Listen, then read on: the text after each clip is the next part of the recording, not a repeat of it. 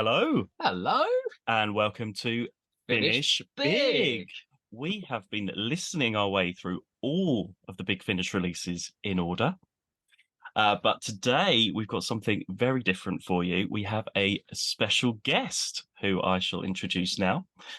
Hang on, before you start, this is the apotheosis of our podcasting careers today. Okay, we are the biggest fans of Lisa Bowerman. So I'm just going to say You've ruined the surprise now. It's all downhill from here. Spoilers. Well, you will know her as playing Professor Bernice Summerfield in over 90 releases, or perhaps as Ellie Higson in the 13 series of Jago and Litefoot, not to mention the many other characters in Big Finish series, such as The Tomorrow People, Doctor Who, Shilling and Sixpence, Iris Wildtime, and Gallifrey. Adding to that, she's also directed over 150 releases, including Graceless and the Doctor Who Companion Chronicles, and of course, Jago and Litefoot. She was there at the very start of Big Finish, the first lady of audio drama, and has been serving us legendary icon in every release since. It's Lisa Bowerman. Sorry, I can't follow that. I think I might as well give up now and go. I get the agent to send you a check. It's I'm just going to say hello. Hello. Joe, we met a while ago, didn't we? Didn't we meet at the 50th? You're very British. You know, I was so shy back then. Oh. So I came over and I said, "Can I have a quick picture with you?" And I just sort of ran off. Then after that, you did an interview for me for my Doctor Who Reviews website as well. So I'm trying very hard not to ask you the same questions that I asked you last time. I can probably not remember, frankly. Well, I think we should talk about Bernice first, because Why not? we are huge fans of that series. And in our podcast, we went right back to the beginning. So we've just been going through again. So we really love those releases. But how does it feel to play a character for that amount of time? Yeah, well, I mean, this year, as you probably know, depending on when this goes out, 2023, I will have played Bernice for 25 years, which is frankly doing my head in, because I can't quite believe it, actually. It's odd. Occasionally I get to do, you have to do self-tapes for interviews for telly and stuff like that. And occasionally you get people saying, oh, can you do a little bit about yourself and something interesting about yourself? And you go, oh, I'm not very interesting at all. But I do play the longest running Doctor Who companion who's never been on television. And that mystifies them completely. So in that sense, it's been useful. But I've said on many occasions, to be honest, it's to do with the strength of the character that Paul has actually has created, because it's a bit like we'll be talking about Jago and Litefoot later. If you have a crux of a very strong character, then generally all the writers and the producers that go after you will know generally that she'll work with a lot of different characters. As it turns out, I think she spars off quite a lot of different doctors in quite a good way. And in that sense, as an actor, I'm incredibly lucky. I mean, apart like this doesn't come along, in a blue moon. Obviously, when I first started, I thought, well, who on earth's this? What on earth's this about? But over the years, this little acorn, especially when it comes to Big Finish itself, has just grown enormously. And I've been very lucky with the producers that I've worked with, because they've all seen her, they've all progressed her. They haven't kept her in aspic, and I think that's been an advantage. It's brilliant, isn't it? Because you got that from Oh No It Isn't, even to Just War in those first few releases, completely different styles. I know, and as an actor, you kind of go, well, this is luscious. I get to do the comedy and the tragedy, and it's but again, that's the strength of the character. She can turn on a sixpence, and regardless of whether I play it or not, the fact that it does it without feeling forced, because sometimes you think, oh, they're just trying to be clever here, or just showing off a bit. But all of her moods, and whether it be her humor or her reflectiveness about humanity, or whichever alien she's dealing with that week, is rooted in believability. And I think as I've said before, she's a fallible character. She's not a superhero. She's not going out there and doing magic things with science fiction. She's literally just using her brains and her humor and a sense of survival, really. And I think that's a big strength. You know, Yeah. Can I ask a very facetious question? go on. Thank you. Just how bad was that first studio that you went into? Because I have heard that story a few times. It's yeah, the Elephant and Castle at its most glamorous. It was in a cellar. It was in a carpeted cellar, run by a couple of hippies with a couple of moth-eaten cats, literally floating around. And it was just a big room that smelt damp. And we were all in one room with I suppose it must have been two microphones, but it felt like just one microphone in the middle of the room. And Alistair Locke, you know, genius editor that he is, in the corner with a DAT machine.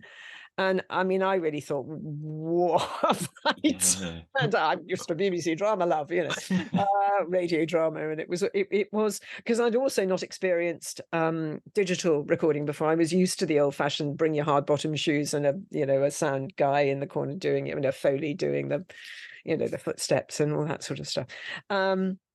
So I wasn't hopeful. Let's put it that way, because I didn't know how it was going to turn out. I'd never experienced anything that had been edited in post. Of course, when I heard them, I changed my tune completely, because Alistair is a very clever editor. And I mean, it was even in those early days, and it was very early days of digital recording, then you've got to understand, I mean, 25 years ago, it was still pretty much in its infancy. And it sounded amazing. And I think even now, I mean, you listen to it more recently, you still think that's sounding really good. Yeah. You are dictated to by the quality of your sound designer. And I think Big Finish as a company was extremely lucky with Alistair. Extremely lucky. I don't think it would have progressed further had it not sounded so good in post-production. As we've sort of gone through those early releases, I can tell when it's an Alistair Locke release. And and when he says We to me, talk about him a this lot, was don't we? Alistair Locke, and he's the other love of my life. So He'll appreciate that. Yeah. Well, when you were doing with Oh No It Isn't, when you first started, when they asked you to dress up as Bernice in your wonderful Oh God!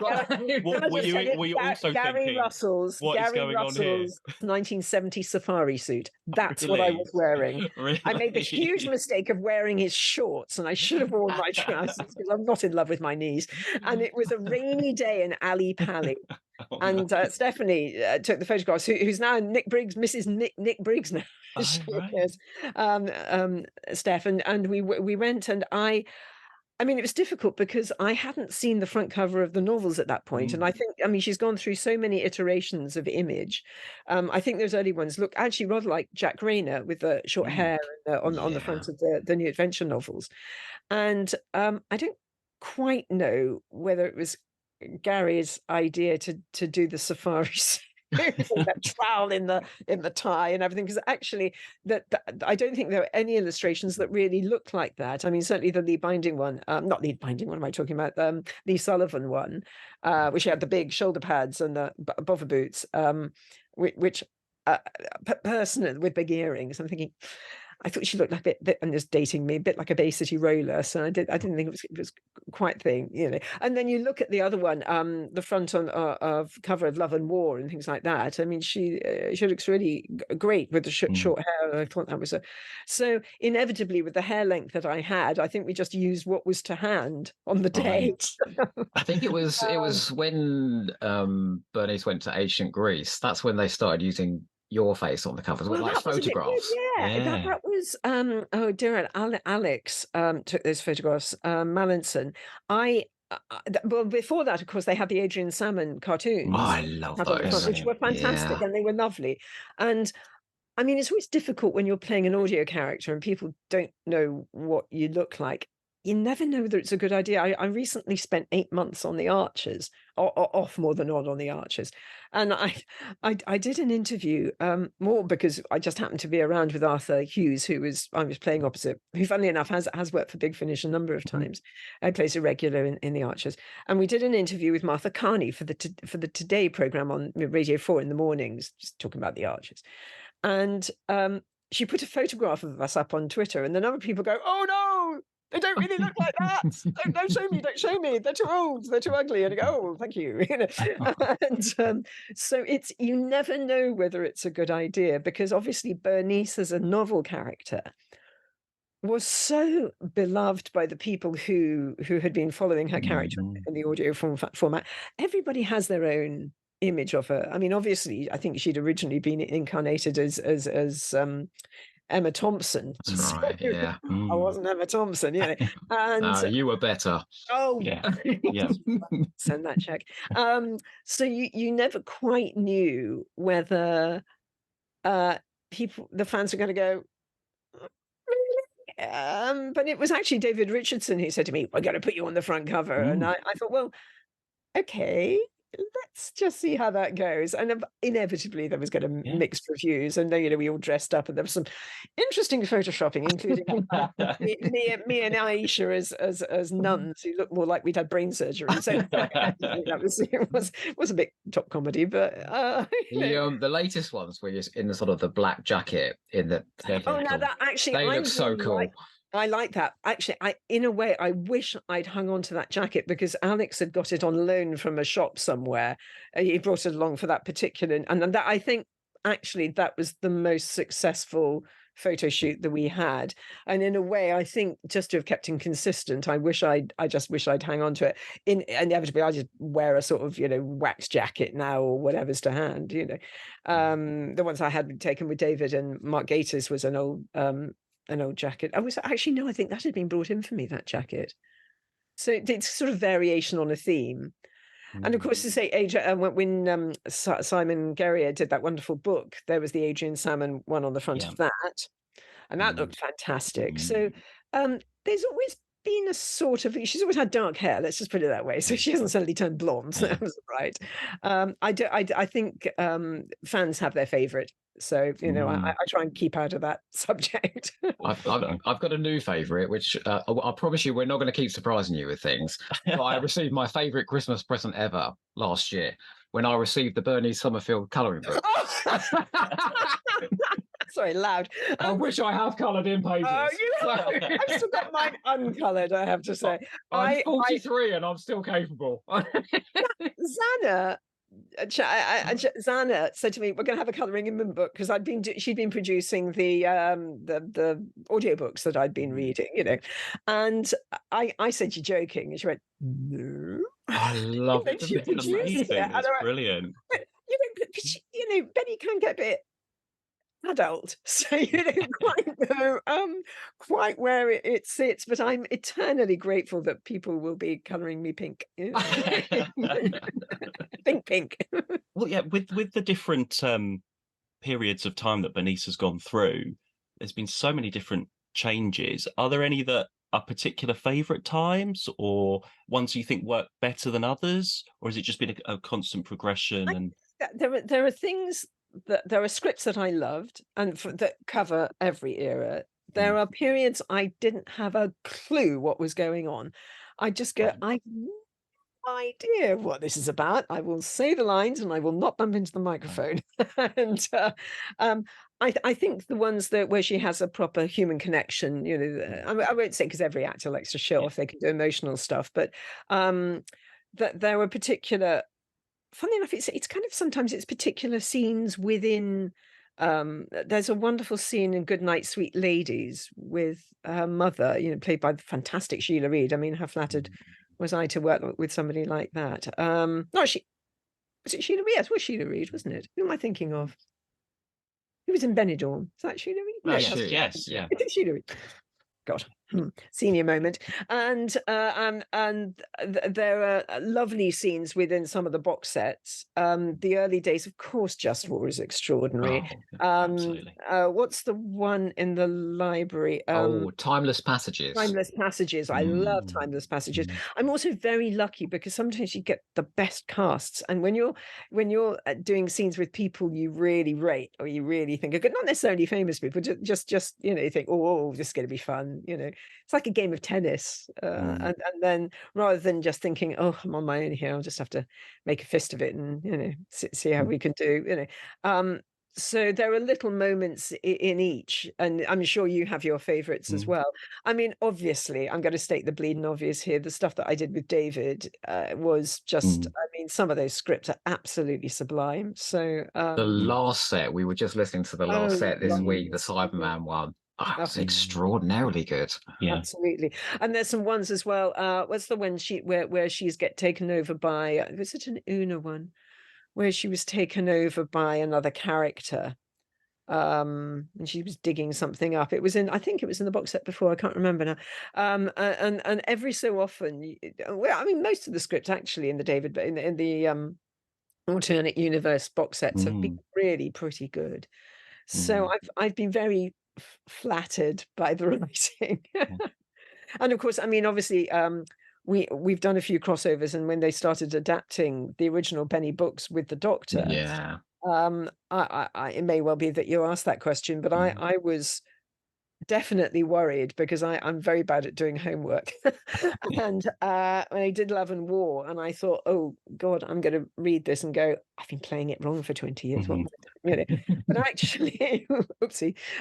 But actually, she was very consistently the character I Mm. recognized when I saw that. So thank God. That Mm. translated fabulously as well, It Love and came out War. okay, didn't Yeah, it? amazing. Did you read the book before? Yeah, I did. Yeah. Yeah. See, I didn't necessarily read the New Adventures books. I came into it with Big Finish with their Oh, right. books when Yeah. they started. It was a bit of a strange time at that beginning when it was the books and the Oh, audios bit by it, bit. But I mean, it made sense because I was reading the books at the same oh, time. Did good. you? Well done. Well, you've done the audiobooks now, so was that Yeah, a I good have. chance to Oh, learn what had well, happened? that's exciting. I mean, at the time, I turned up and I go, at, at what point did I become pregnant Yes. Yeah.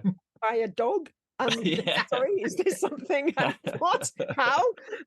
Oh, And now God. you know how. You know. Well, yeah.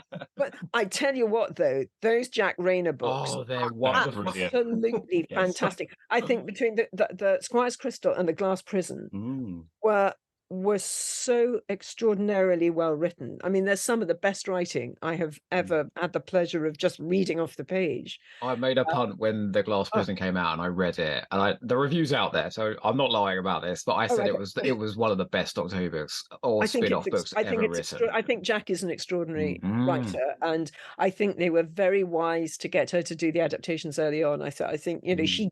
she gets Benny. She Yeah. gets her humor. She doesn't overdo the humor. She just she's just a really, really fabulously good writer. She gets great dialogue. The actual construction of the story is very good. It's very Mm. intelligent stuff as well. No, I love it.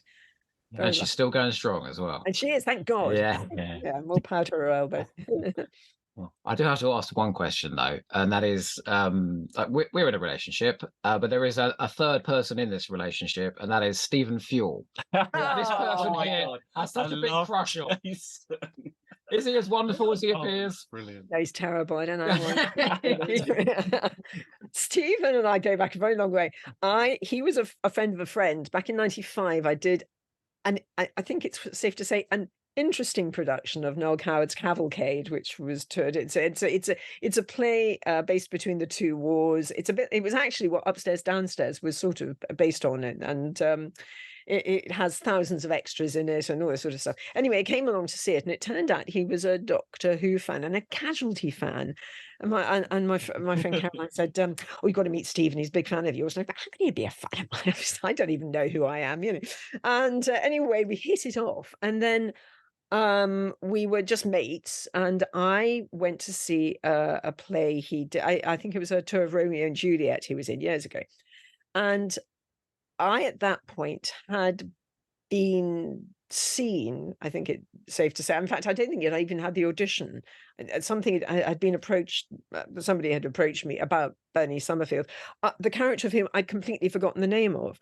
So I went to see Romeo and Juliet, and I don't know how he found out. He said, are you playing Bernice Summerfield? And I went, oh God, I said, I couldn't remember the name. I said, oh, well, I might be. I don't know. He went, I mean, this is well quoted. You've got to play her. She's an icon. And I went, how the hell do you know? And he'd read all the New Adventures book. This is a Cambridge graduate who had read all the New Adventure books and was absolutely mad keen.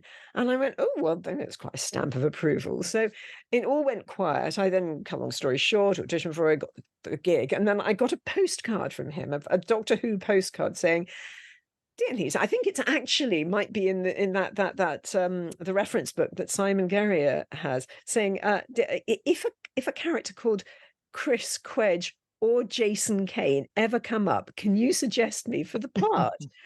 So I went, "Oh, all right." Anyway, it did, and I was walking down the street with Gary Russell, and I said, "I've got a guy who might be quite good at this Jason part," and of course he saw Stephen and went, "Well, he looks terrible. Yes, let's give him the part." So, and the rest is history. And of course, he's a fantastically good actor, so we've got no problem with that at all, you know. Yeah, he's And brilliant. Yeah. yeah, he is. And I'm not going to go for spoilers, but any excuse to try and get him back is always good. So, You'd be so excited, wouldn't you? Oh my gosh, yeah. I don't know what it is. I don't know. Well, I'm not going to go. I don't know. There's something I'll about his pass on your- voice. I'll And I'm pass just on like, your yeah. He's got a He's got a really great good voice. voice. Oh, he's got a great voice. He's got a great voice. And it's getting better the more mature he gets as well. It's very I'm fantastic. embarrassed now. Don't be embarrassed. No, everybody has a crush on Steve now.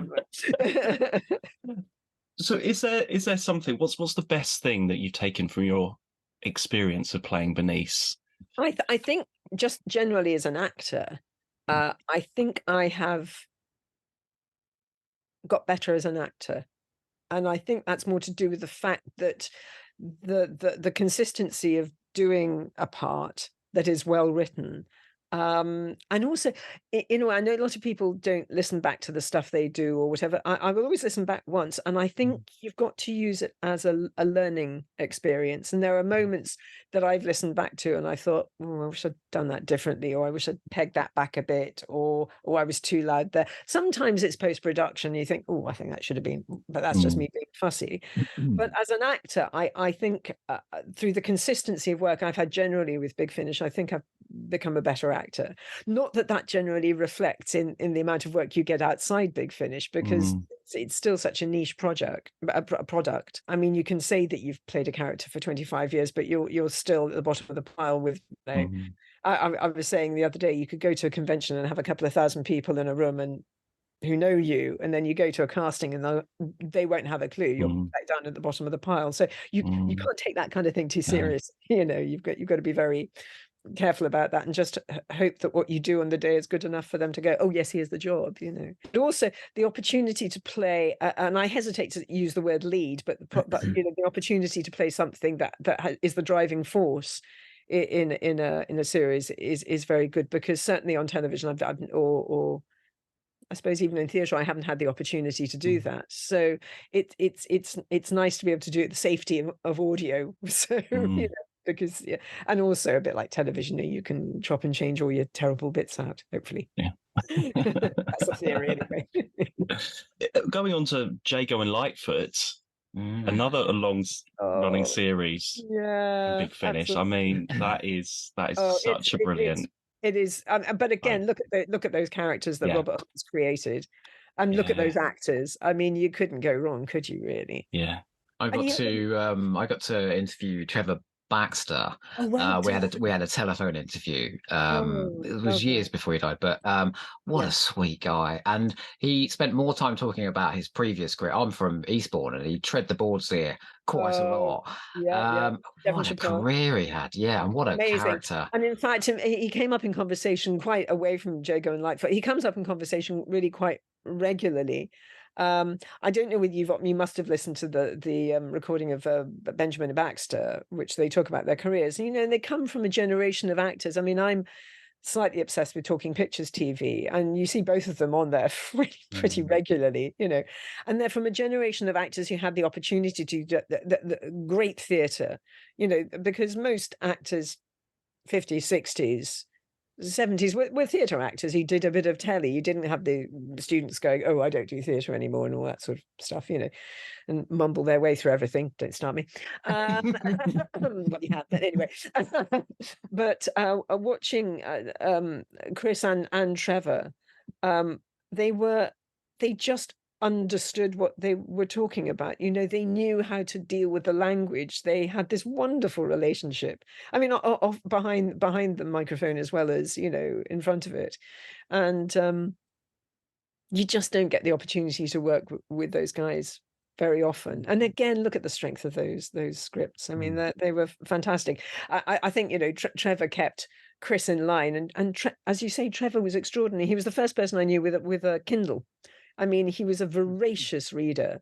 And latterly, I mean, he was really quite ill for quite some time. He was on dialysis for the vast majority of the last few years. And he'd be hours on this thing, and he'd read, and he'd had very strong opinions about architecture and, things like that. And he thought we were all old fuddy-duddies. And so he was wonderful, and he had a great art collection. Goodness knows what happened to it, but he was a great collector of art. And Chris, I'm still very much in contact with. I see him relatively regularly, and he's on Facebook, although he's never quite worked out where to press click and pass. So you never get very random messages of nothing at all, But he's still going strong. I mean, he's amazing. Although I think he says he's officially retired. I think given the right thing, you never know. He must have got those scripts with those long alliterative passages and been like, "Oh, what are they doing to me now?" Yeah, exactly. Not always kind of goody. Especially it depends on what time of day, because these guys aren't, spring chickens. They've still a lot of energy, but and Trevor obviously was quite weak on his pins, so you'd have to sit him down, and he had obviously the music stand and things like that. So it was. Yeah, but they were great days, and we laughed so much. And also, I was very lucky because obviously when you're casting these sort of things, I mean, they would normally laugh at how much you're offering them pay-wise, but the moment they knew that Chris and Trevor were within it, they go, fine. And in the old days when we were at Toby's, we'd have a go, oh, and lunch, marvellous, so everything was, You think with Jago and Lightfoot that would be sort of quite restrictive in the stories you could tell, but actually it turned out to be really diverse, didn't it? Yeah, and actually what I did like about it is it wasn't solely science fiction. I mean, there seemed to most of the plots were completely plausible. And there was always a slightly strange air about some of them, but what people go, was it steampunk? It wasn't steampunk. It was very much rooted in its time. I mean, I love doing period drama anyway, especially on radio. The opportunity to try and get it as authentic as possible, and again, we were very lucky with Howard doing the post production and the wonderful music, and I still think that Encore of the Scorches is one of the highest. is one of our highest achievements. We were finished by 4:30. I think everybody was absolutely. We did it in a day without going to 6 o'clock. It was, and also, I mean, Howard pre-prepared that to such an extent, and we were very lucky because I got my first choice cast, and they were all very experienced with musical theatre, as well as being good actors, which was very important. So yeah, I love that. Yeah, stuff like John Dorney's Swan Song. Do you remember that one? Oh, that's wonderful. I do remember, and it's wonderful. And there's such emotion to all of them. I mean, even the wackiest, 60s ones, when we went back to the 60s, was particularly loved. And I'm just about old enough to remember it first time round, and I was trying to get an actor to play. There was that Simon D like character, and Simon D was a very well known, slightly in love with himself, a presenter of his own chat show in the 60s.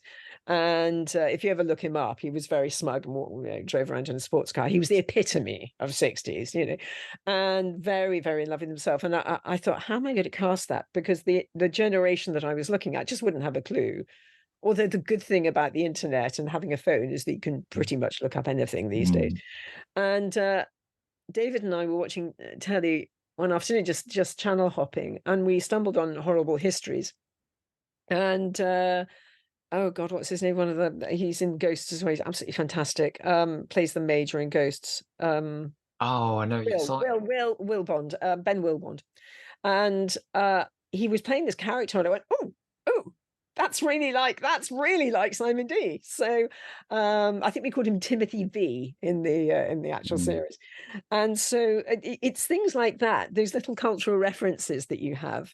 I mean, I whinge a lot about younger actors not having enough cultural references, especially when you're doing stuff like this. It's so easy to look up these days, but people don't seem to remember further back than kind of 1995, 2000 if you're lucky, you know. So I don't think, but poor Rob Bennett didn't quite know who the hell he was playing, but it worked brilliantly. So having fun casting things like that it was really great. And the music, I mean, Howard went to town. That 60s riff on the Jago and Litefoot theme I tune love it. was Oh, actually, no, that was pure. Jamie. That was Jamie Roberts. That was gorgeous. Yeah. Jamie does all the kind of twiddly bits on his theme tune, and the one that just plucks the heartstrings is the one that he used for the final series Oh, that yeah. we, you know, and the little trailer that we did. Was it for the final series or was it for the 14, which was the one we did with the audiobooks? I think it was 13 where we dropped the end of 13 when we dropped Trevor's, that little single one that we did with Trevor's outtake, well, not outtakes, but little bits of dialogue put into it. I mean, we had permission for that. That wasn't something that we just randomly did. And oh God, he tweaked the theme tune on that. We were in floods of tears. It was very clever, very clever. Did you have any input in the progression of that series? Not really. I left to David Richardson and the script editors, Justin, who was script editing it, most of it. And I've always said, with all the series that I've worked on as a director, I mean, I quite like to be surprised anyway. But I, as an actor and as a director, to a certain extent, am an interpreter. People always say in this industry, oh, go and do your own thing, create your own stuff. I know I'm not a writer. I can recognize a good script, and I can certainly pick one up and read it and go, this is going to be great, and I know how to do this. But ask me to write something, forget it. I know nothing of construction. I know when I hear good dialogue, could I write it? No, I couldn't. I know my limits. So as far as that's concerned, on the day-to-day basis, certainly as a director, it's more to do with the syntax. If a sentence construction doesn't work quite well, or it's too long and you need to put a comma in or a semicolon or something, you know, then you do that on the day just to make it easier for the actor, you know, for it to trip off the tongue. There'll be the occasional thing I'll pick up when you kind of go. There was one recently I did on a series, I won't tell you which one it was, where it said in the script, the kettle whistles, and at the beginning of the next couple of scenes later it says she unplugs the kettle, and I go, oh no. You can't have one whistling and one unplugged. Sorry, that's just really, you know, that's my pedantry, you know. I'm a bit pedantic when it comes to things like that, you know. It's probably nothing, but you know, I'm the listener. If I heard that, I go, I thought that was a whistle. That anyway, yeah.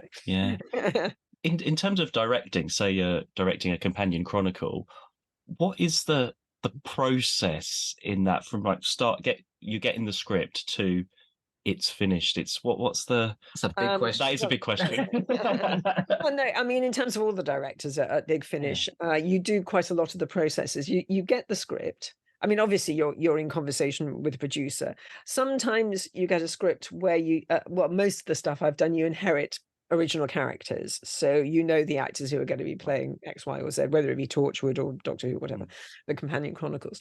So, and then you read it, and I'm a bit like, I suppose anybody, you create characters in your head, and because I've been an actor for a very long time, and I mean, people joke about the fact I know everybody. It's only because I've been around a long time that I know a lot of people. And I'm also a bit like Toby Haydock. I'm a bit of an actor geek. So I hear, if there's a particular rhythm to a character, I'll go, oh, I know who'd be perfect for that role. Because you have to hear it audibly, not physically. I mean, sometimes people's physicality does match their voice. You've got to be careful, especially with younger men, that they don't sound the same, because a lot of people have the same timbre of voices. Then you see whether it's a regional voice, what nationality somebody is. Obviously, there's a big debate these days about whether you actually have to be the person that you're playing. If I can get the genuine article who is a good actor, that's fine. If I've got a part that has to be cast across several characters, I will go for one of my favorite multi-voice actors. I mean, I'm going to give you an example. I'm Duncan Wisby, who is a genuine genius with voices, because he's not just a mimic for, you know, dead ringers. He is a good actor, and he brings an authenticity to every voice he does, and I will use him till the cows come home. You know, the guy should be a star, really, because he does everything. But that's me plugging Duncan. But to give you an example, if I have a, you know, I've got a list of actors who do lots and lots of accents and voices. So if there are lots of little extra roles, then that's what you look at. So you then, once you've decided, you then ring their agents and you book them. And I'm a bit naughty, because if I know people, or I know somebody who knows somebody, I will try and contact an actor directly, first of all, just to find out whether they're available. And a few agents get a bit cheesed off about that, but that's more to do with the fact that they need to know that we're legitimate, because however well-known Big Finish is amongst the Doctor Who cognoscenti, it's still a bit of a kind of unusual thing for a lot of people. So if they say, oh, yes, that's fine, then I will always book them through their agent. I won't bypass them.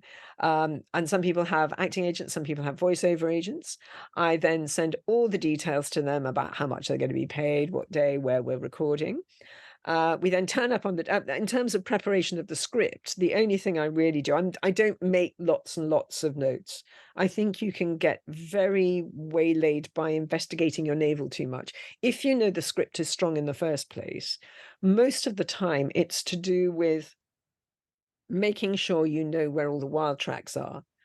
This is pretty much on a technical detail, whether they have to pitch their voice up, whether you need to make sure that how loud it's going to be, you know, because your vocal energy is completely different depending on whether you're out in the field or whether you're sitting by a fire, you know.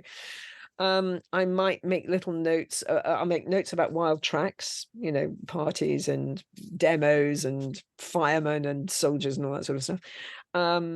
Then I will occasionally, because I'll try and read it out aloud to myself if I find that there are times you just need to put little commas in, or, you know, beats in. You can do that on the day, but, you know, just as kind of aid memoirs, that's fine.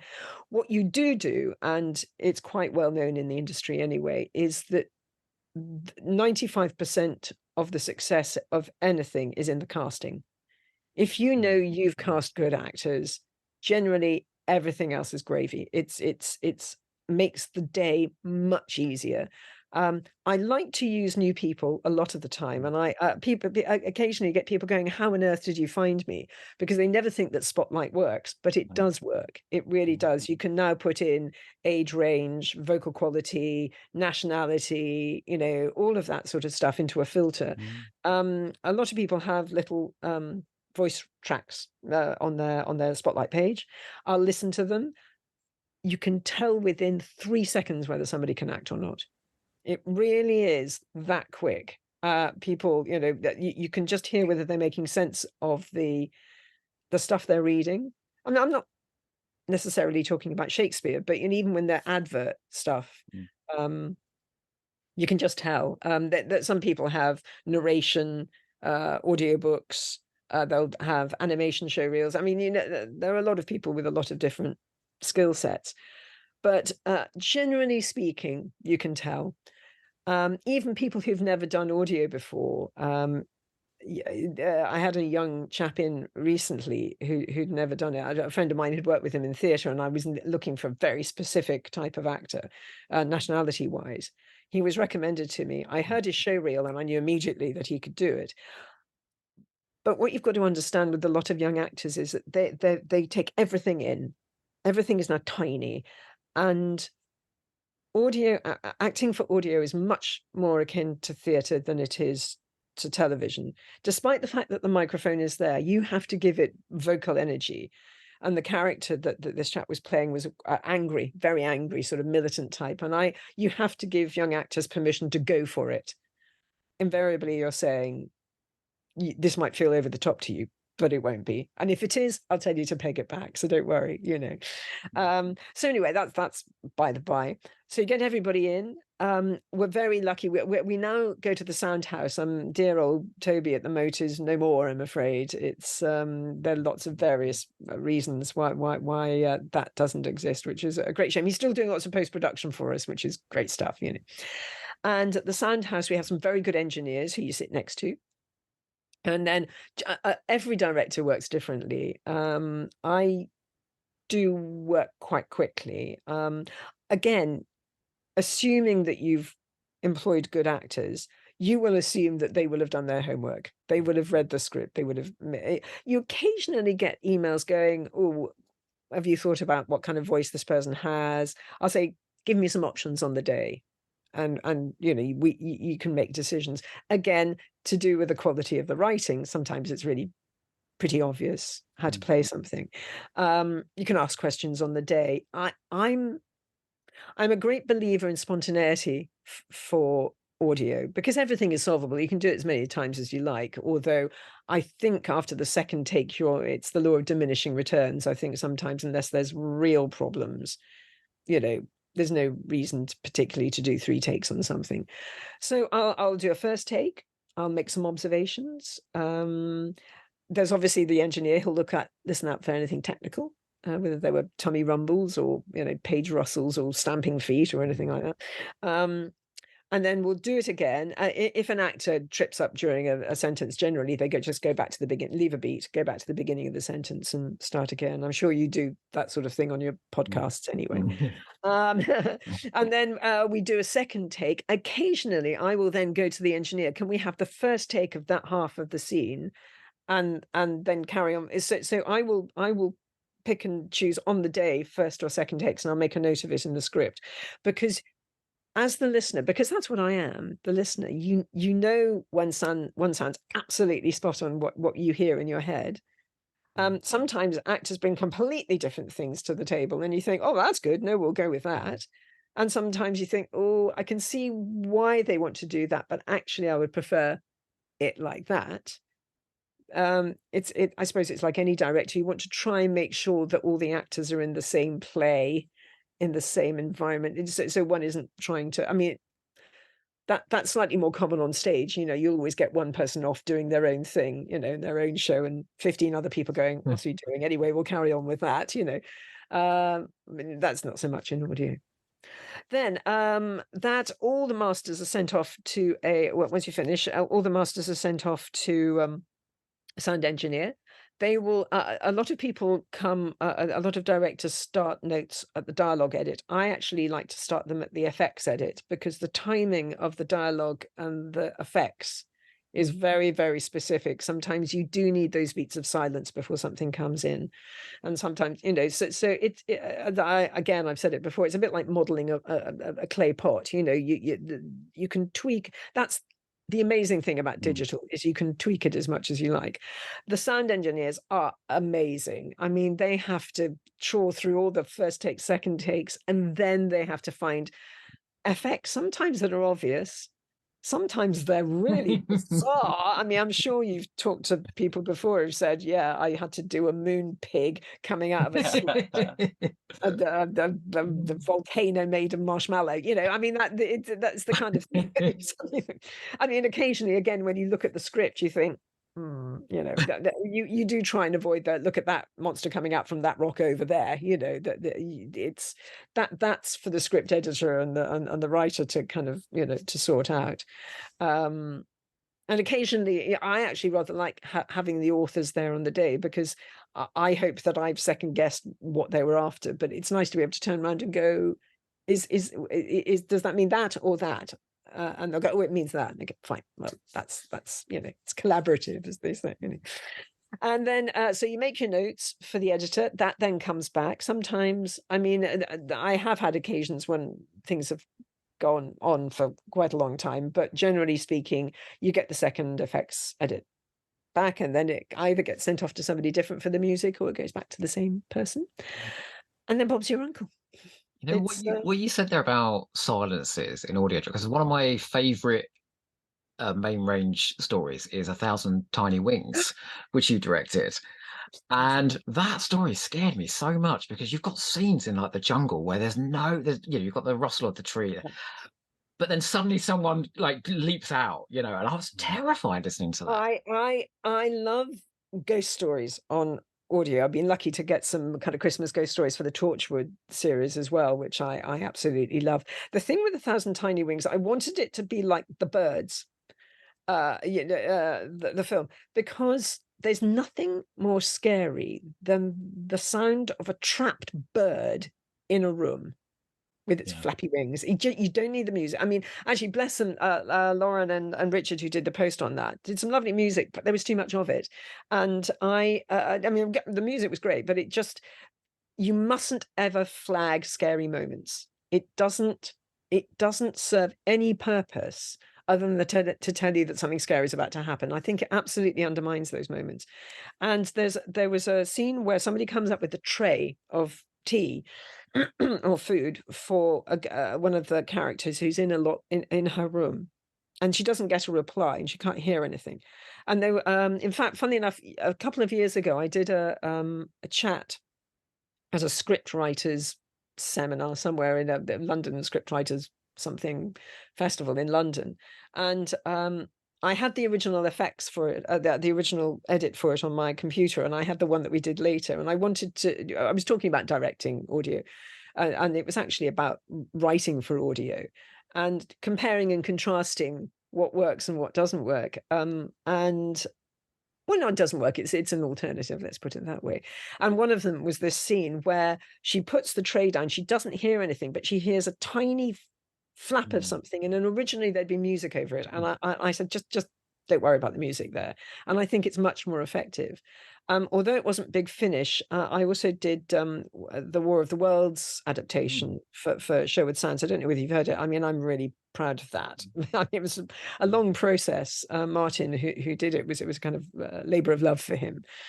There's this fantastic scene, and it's still one of my favorites, between Ronald Pickup and Colin Morgan in a collapsed building where one of the tripods comes over, and I got them to do no music and this just silence of thing. And Colin Morgan's such a good radio actor. He's absolutely terrific radio actor. And it was terrifying because you just heard this thing approaching, and you heard and just the occasional bit of, dust falling, all that stuff. And playing with people's imaginations, I think is very important. And just sort of putting them there in the scene, I felt as if I was in that jungle, and somebody was jumping out at me.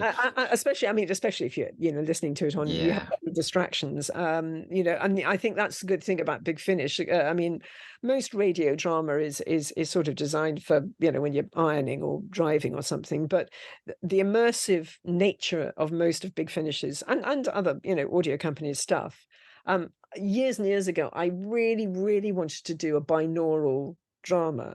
You must have experienced binaural. Have you never have you never listened to binaural? I don't think so.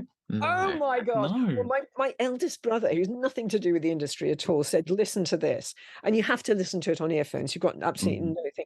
And what they've done, and in fact, the technology has come on enormously, they build a skull as a replica of a head, and they put microphones in both ears.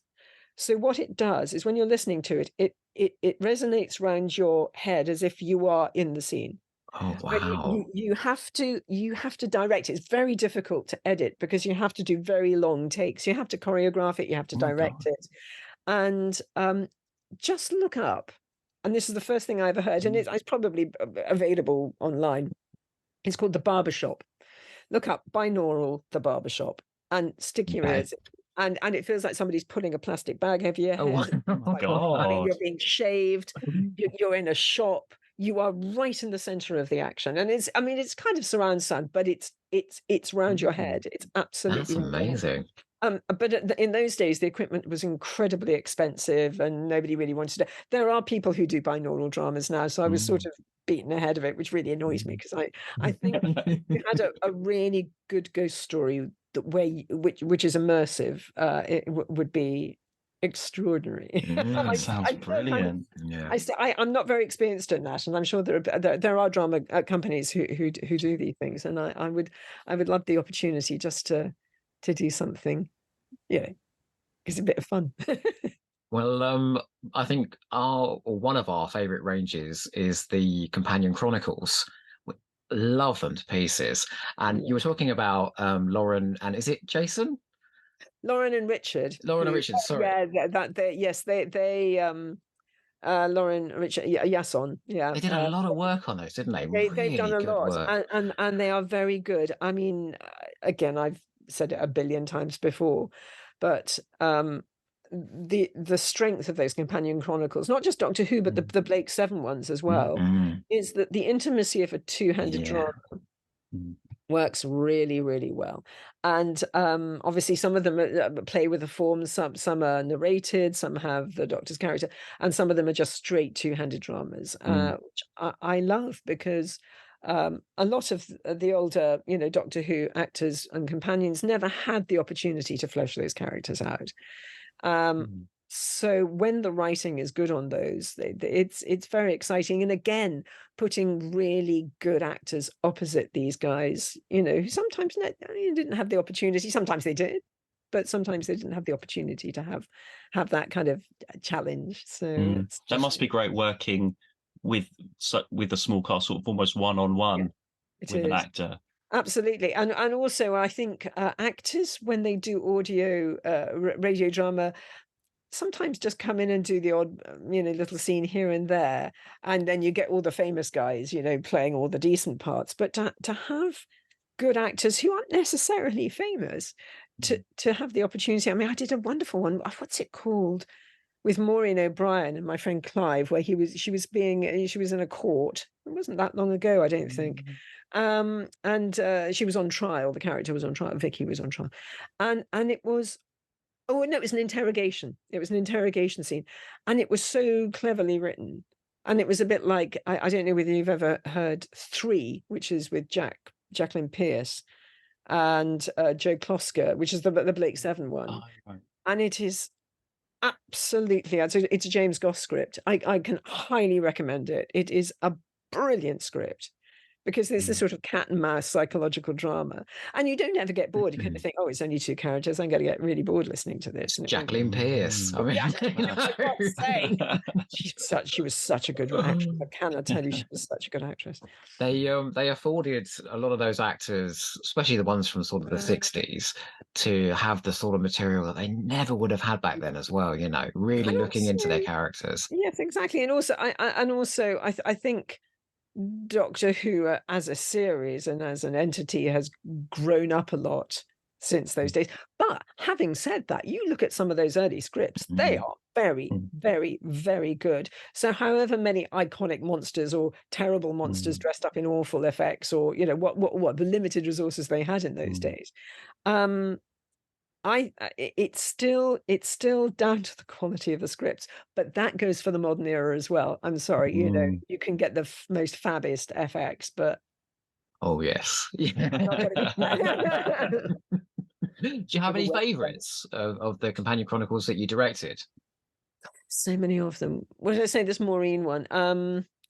Isn't it terrible? Because I haven't done Companion Chronicles for so long now. I tell you, there was a 300 one. Or was it an early adventure? Or was that officially a Companion Chronicle? With Elliot, who played Ben, and Annika, and actually David Warner playing a boy trapped in an old man's body, which only came out a little while ago, a couple of years ago. Oh, what was it called? I think that was in the Companion Chronicles, one of the box sets, I think, in one of the box set ones. And that was extraordinarily strong. I mean, I have to say, I don't think I've ever had a terrible Companion Chronicle. I think the vast majority of them. But how about sure there are any? What are your favourites? The Sarah Kingdom ones, the Jean Marsh ones. Oh, yeah, they are. Dozy. Anything by Simon Guerrier. Sorry. Oh, yeah. Those were Jean Marsh and Neil. Oh God, Lisa. I was going to say Macpherson. It's not Macpherson. No, Neil. Anyway, I am having very senior moments. And it's We'll go with shocking. Neil. He only lives up the road from me, so that's even worse excuse. Neil McGregor, thank you. Neil McGregor, he's a very good actor. And the way that Simon again he's so clever with world building about this future world that was actually medieval and didn't have internet and didn't have modern technology, I thought was a brilliant. And that this idea that everything is flooded, I thought that was so good. But that's a kind of ghost story, isn't it? That first one, Home Oh, Truth. absolutely. Yeah. Yes. Well, And then of course he, there's he did the 3, didn't they, with Tom Tom Allen. They Tom were Allen, that's amazing right. as Well, well. I've known Tom since I took his photographs years ago before Tom became Tom. Interestingly, I read his first biography and he doesn't mention Doctor Who. Doesn't mention it at all. Just a bit cheeky, really. But there we go. I'm not going to take it personally. It's okay. First gay companion. Well, exactly. I mean, you would have thought it was quite iconic. Really. Oh, I hate that word. Sorry, iconic. It's overused. Sorry, but yeah, he the 2 sets of trilogies were fantastic, and thank you for reminding me of those. They are my favourites. They're absolutely fantastic. I mean, some of the Peter Purves ones have been very good. That when he's playing the older, remind me of the character he played. William the first Hartnell. William Hartnell, first Doctor. No, when he does the Doctor. Oh, Stephen Taylor. Oh, when he does Stephen, Stephen, thank the you. old. Yeah. Oh, yes, when he goes Stephen, back. Yes, Stephen. yeah. Yeah. When he plays the older Stephen and he's king of Yeah. the world or whatever, and those are very good. They were coming back to me now. You could Because name one for sort of every companion, couldn't you? There's that brilliant one with Charlie and the 8th Doctor Solitaire. Oh, I didn't do that one. Oh, that was nothing to do it with was me. a goodie. Yeah, I'm going to take it personally. It's all right. The Scorchies. Now that was a goodie. I didn't do that. Oh, Either. okay. I've only ever done the Scorches once, which was the Jago and Litefoot one. Yeah, I swear you did my favourite though. Find and Replace. I did do Find and I Replace. love that one. Is that that's Caroline? No, that's Katie playing Iris and Joe. That was it. My God, yes. So much fun. Yeah, so much fun. Have you ever got a script like a companion chronicle and you've looked through and you thought, how are we going to achieve that? Or is there something that's, whether that be like a certain moment or anything where you're like, oh, how's that? Not really. I think I always lay that at the feet of the sound. Right. Yeah. All yours, mate. Yeah. Surprise me. We've recorded it. Make it happen. Yeah. I tell you what, I did like. We had a few problems on it. I won't go into that. But actually, it was the one with Annika that was set on the railway line. Which was a particularly strong script. That was a slightly ghost story. It was about the train that takes all the dead soldiers back from the war. And yes, a atmospheric one.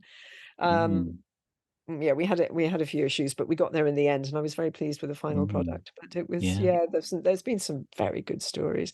Just trying to think, who else did we do? So obviously we've had Maureen and Peter, the one that was set in the suffragette movement, the suffering. Yeah, that was a good one. Sorry, it's all coming back to me. They're probably all on. There was another sort of trilogy of Simon Guerrier scripts with Zoe set in the future. So Wendy Pavery. Oh yes, with her memory. Her memory. Yeah. They were really strong. That was a very interesting one, and it was so lovely to work with Wendy. I love Wendy; she's great. So they are. Those trilogies are quite good because they do have a sort of arc to them, and that's always nice to do. Then there was one with Terry. Was it The Beginning? Was it called The Beginning when they went back? Oh yes, with Caroline Ford and that was it, with TARDIS ones. I haven't really done any of. I tell you the ones I love. Camille Kaduri is fabulous. Right. She is so good, and we did some with Camille, and just absolutely superb. I mean, really, really good. Now, was it an early adventure or a companion chronicle I did with Sheridan? She did. There was a short trip. She did a. That's a short trip I did with her. No, I remember because she's also very, very good.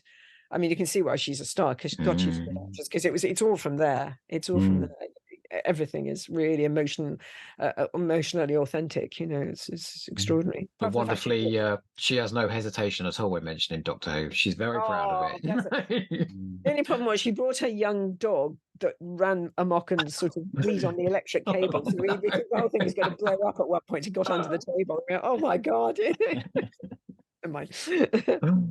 Uh, That's the great thing about Big Finish. There's so many different versions of even if you're just looking at the Doctor Who, there's all these narrated, the short trips, the I mean, big they've full been cast so dramas, clever. and then all the other series in. It's great because it was just like, well, what do you feel like listening to today? Yeah, And it's like it's exactly. all of those different things. It's People who are still discovering Big Finish, because there are people who still haven't quite, they go, where do you start? And you always say, we'll start with your favorite Doctor. I mean, yeah. that's the only way to do it. And in terms of starting with Bernice, I mean, God, I mean, I would always say start at the beginning, and then jump around a bit. Once you've actually established, who the character is and what she does. Yeah. And luckily there are enough I hesitate to say Benny geeks out there who have put sort of timelines up. I know. I've read them. Yeah. So just go there. I know nothing. Do you outside of Big? Do you listen to any audio dramas just in your own time? Is there any I particular? should. I find it a bit of a busman's holiday, and Oh, of course. occasionally I'm dreadful. Occasionally I stumble on a radio drama when I'm driving, and I go, "Oh God, not like that!" I get very kind of. Occasionally I'll go, "Ooh, who's that?" and I make a note of their names because it's very helpful to hear people in situ doing stuff. So that it's terrible. I'm a bit too close to the subject, to be honest. Not to turn off completely. And I mean that there's a lot of quite depressing drama on the radio at the moment, so it's like I'm not in the mood for this today. It's lovely to listen to some things on Radio 4 Extra, some of the very old stuff, which is great fun. But I think I spend too much time listening to it. Isn't that terrible? Yeah, that's Listening true. to it myself, really. It's very sad. It's not to say that I wouldn't, I doing something, I say going back to the artist, doing something different is really, really nice. So as an actor, I'm always longing for somebody to say that, this isn't science fiction, come and do this. So, Yeah. Shall we get on to our little game? Oh my God. Quiz. Go on then. So it's only 5 questions. It's called 5 is enough for me, believe me. It's called Bernice or Baloney. And Bernice or Baloney. So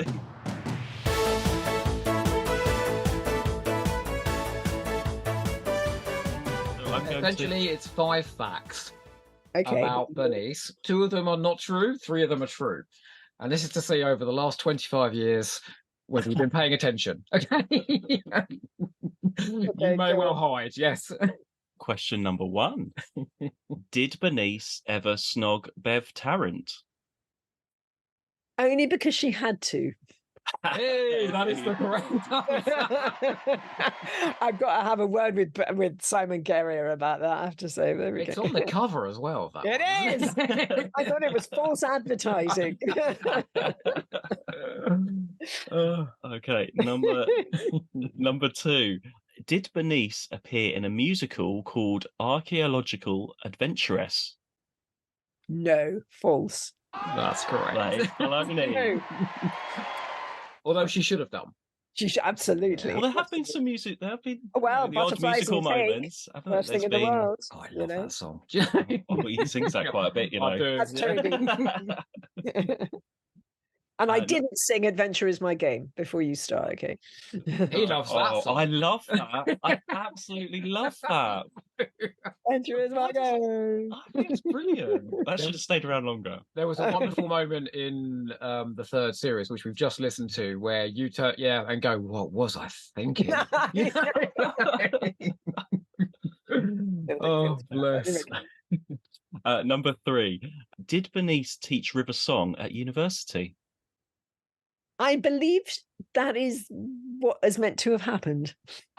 Yes. I think now, did I mention it because I did a BBC audio book written by Gary Russell called The Big Bang Generations. Right, I don't know whether I referred to it in that, but I think the accepted kind of mythology about it is that she did. Whether it's ever been officially sanctioned, I don't know. Well, I think it's mentioned, isn't it, in The Legacy of Time, where with the Paul McGann. Oh, right. Gosh, I think that's it is. back a bit. Yeah, It yeah. is. a Yeah. You've while got to ago. remember, you're a fan. I know, I know. I just say the words. Don't worry about that. Although I still believe to this day we were robbed. I do love River Song, don't get me wrong, but I would have rather seen Bernice Summerfield in all those episodes. You might think that I couldn't possibly comment. Number 4. Leonardo da Vinci made Bernice and Jason's wedding cake. I don't know the answer to that one. Did it happen in a book? It is from a book, I know. Oh, yes, see. It is from a book, I know. It sounds like the kind of thing that happened in a book. Well, I'll have to say yes then, won't I? It did happen in a book, yeah. I just thought it was an interesting fact. Which book was that? It was Happy Endings, the Happy one where they got Endings, married. the wedding. Yes, I've seen the front cover. Maybe he's on the cover. He's apparently he was present. He worked for Torchwood apparently for a while as well. That I was reading earlier. That's something we have to explore then. Yeah, brilliant. All those ranges intermingling. God, don't. And number 5, Bernice changed the outcome of World War II by leaving alien technology in the hands of the Nazis. That was Jason. Oh, I knew you were going to say yes. that. I think that was Jason talking about radar in Just War to a Man afar. Now, is that technically right or no? Right. That's a trick question. It's below. Trick question. Yeah, because it was Jason. It was. I got it right. But there is a 7th Doctor audio called Colditz where Ace just sat with a Walkman.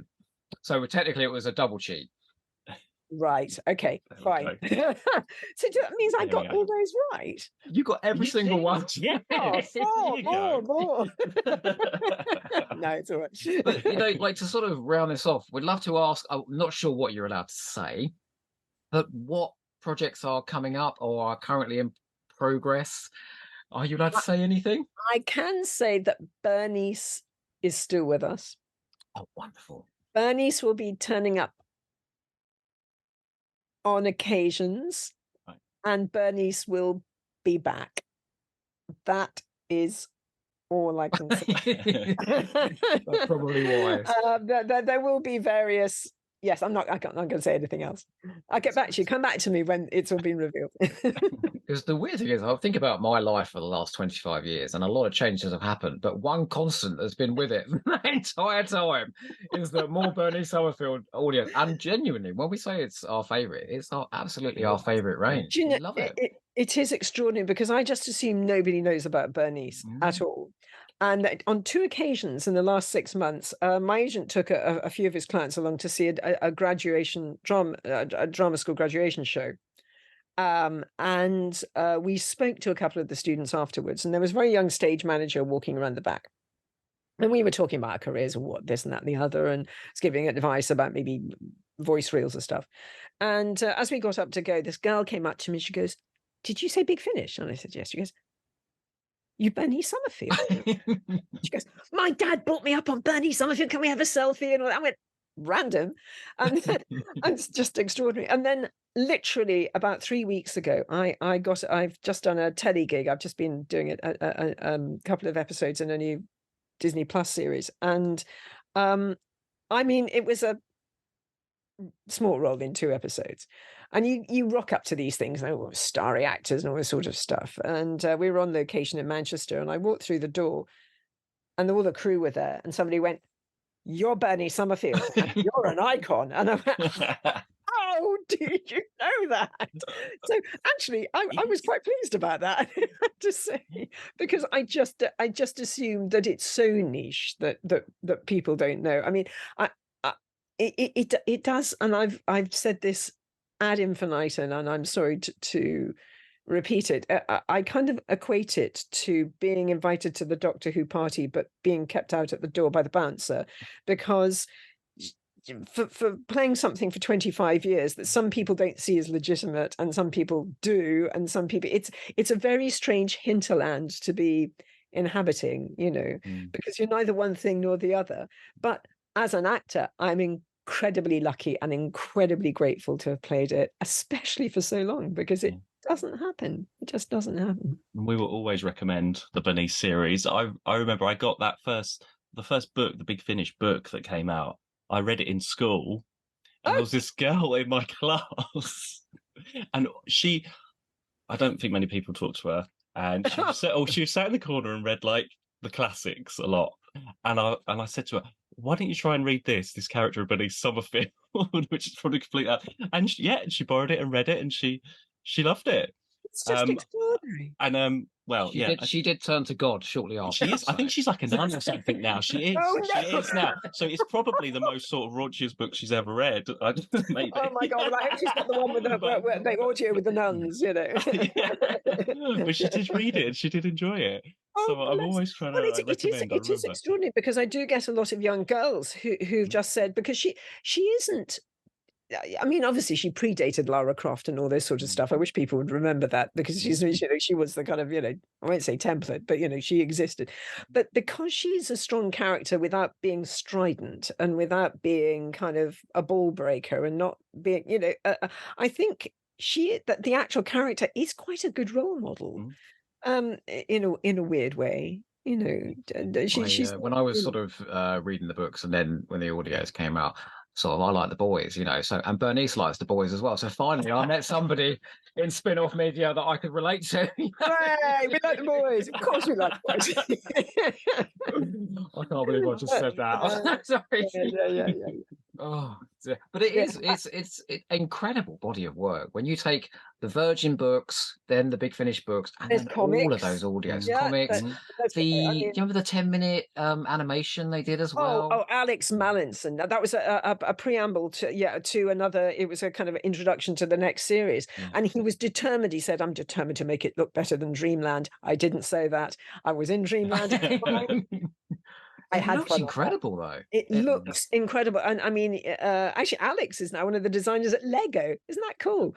Yeah, he went on. He's living in Denmark. It's all very impressive. But I thought that the lighting, the timing, because he's rather a good actor, Alex, as well. And I think animators, it's a bit like the Aardman animations. I think they're quite good actors and they know their timing. And his lighting was beautiful. And he said, I mean, it half killed him, because he did it on his own. And that is a lot of work.